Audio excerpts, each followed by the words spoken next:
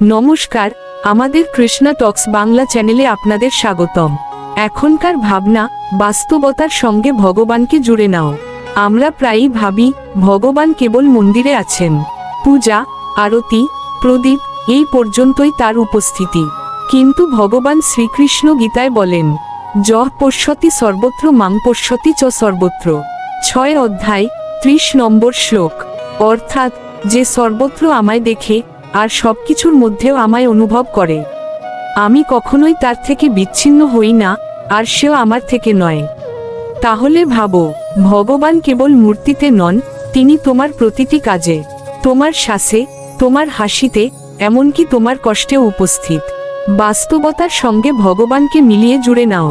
তোমার কাজ হোক তার সেবা, তোমার পরিবার হোক তার মন্দির, তোমার জীবনের প্রতিটা দিনের প্রতিটা কর্মই হোক এক একটা পূজা। হরে কৃষ্ণ।